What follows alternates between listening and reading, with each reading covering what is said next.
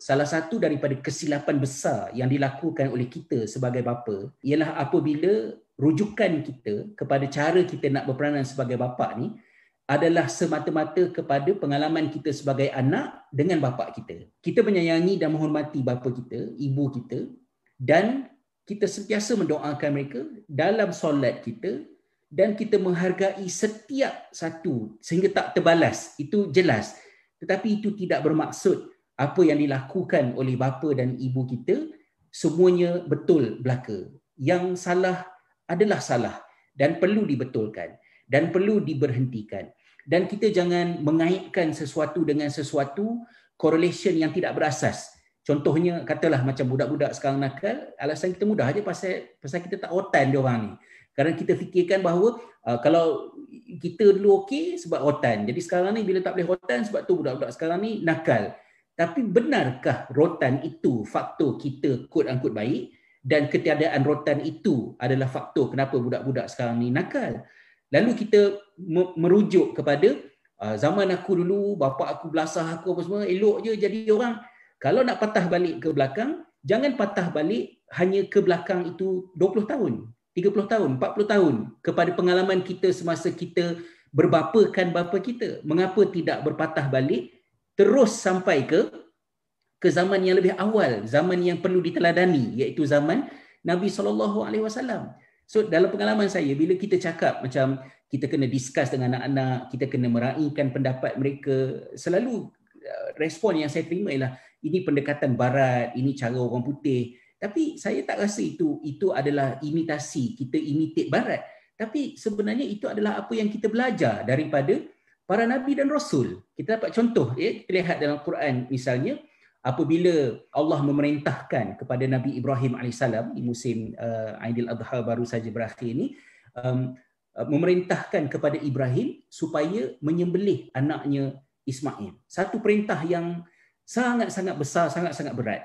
Dan Ibrahim sebagai Khalilullah, sebagai kekasih Allah, Ibrahim pasti akan melakukan apa yang Allah perintahkan kepada dia. Termasuklah hal yang amat mencabar ini, iaitu dia perlu korbankan anak dia.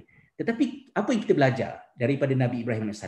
Walaupun benda itu ialah benda yang tidak ada ruang untuk second opinion, tidak ada ruang untuk tak buat, tetapi apa yang disebut dalam Al-Quran, kata Allah, falamma balagha ma'ahu sa'i, apabila sampai kepada umur di mana Ismail bekerja bersama-sama dengan ayah dia Ibrahim, qala ya bunai, lalu berkatalah Ibrahim, inni arar fil manam anni azbahuk, aku melihat dalam mimpi yang aku menyembelih kamu. Maknanya Allah memerintahkan kepada aku untuk menyembelih kamu. Bagaimanakah cara Ibrahim AS membentangkan benda ni kepada Ismail? Dia kata, aku melihat dalam mimpi yang aku menyembelih kamu.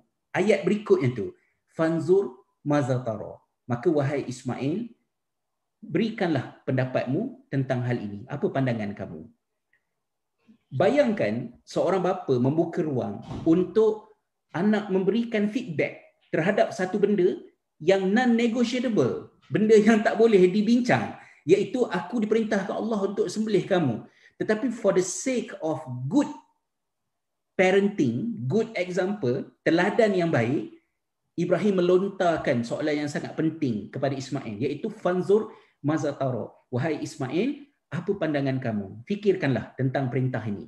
So kalau kita tanya pada diri kita lah, kita boleh tak buka ruang untuk anak-anak bagi feedback kan? Macam, am I a good father? Tanya pada anak. Rasanya saya ni, abah ni, ayah yang baik ke tak? Jadi bila kita negotiate dengan anak kita benda-benda macam ni, kita bukan ikut barat, kita bukan ikut orang putih.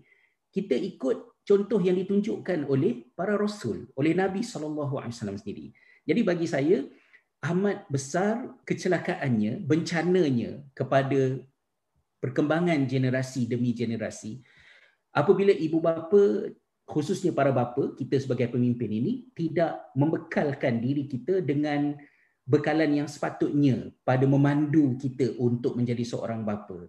Jadi bagi saya, ketidaksediaan bapa, kekurangan bapa dalam memainkan peranan mempunyai kesan dan pengaruh yang besar. Cuma satu poin akhir yang saya nak sebutkan juga, bila saya sebut tentang benda ni, dia sebenarnya satu isu yang agak kontroversi di negara-negara di sebelah barat ni, terutamanya di Amerika Syarikat, kerana adanya satu budaya yang cuba menggambarkan ataupun mengecilkan peranan bapa dalam institusi keluarga. Kalau kita tengok rancangan-rancangan sitcom dulu-dulu kan, kita ada contoh bapa-bapa yang baguslah ya. Contohnya macam katalah It Is Enough, cerita dulu lah, tak tahu Cik Samiza tengok ke masa kecil tu kan ya. Rancangan It Is Enough, lepas tu Small Wonder, kemudian Silver Spoon, katalah contohnya rancangan-rancangan dulu. Rancangan-rancangan ini memaparkan bapa ni sebagai seorang yang reliable lah, sama ada sebagai breadwinner ataupun sebagai leader dalam family yang dihormati.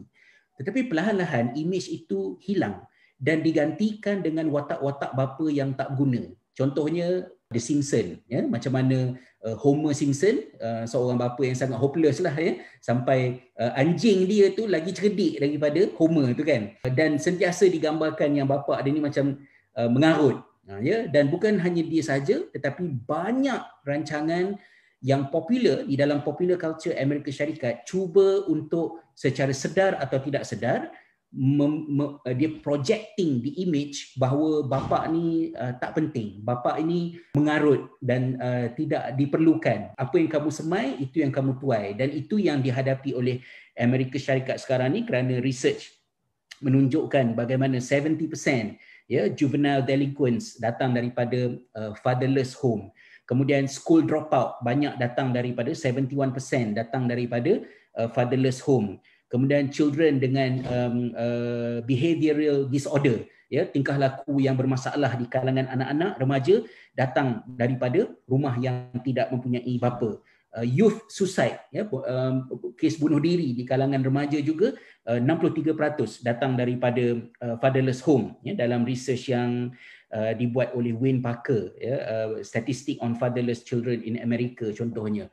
Jadi walaupun mungkin ada banyak contoh yang kita akan dapat dengar orang-orang yang boleh berjaya dalam hidup di Amerika Syarikat walaupun mereka datang daripada problematic family, tetapi itu mungkin exceptional cases, ada beberapa contoh, tetapi statistik big data menceritakan keadaan yang berbeza, bahawa bila bapa tak memainkan peranan, bila bapa tidak melaksanakan apa yang patut mereka laksanakan, macam-macam krisis masalah yang berlaku. Jadi basically-nya balik pada soalan yang Ustaz Taufik tanyakan tadi, kesilapan paling besar yang dilakukan oleh seorang bapa ialah tidak bersedia untuk menjadi seorang bapa dan merujuk semata-mata kepada pengalaman yang tidak disaring antara baik dan buruknya. Wallahu a'lam.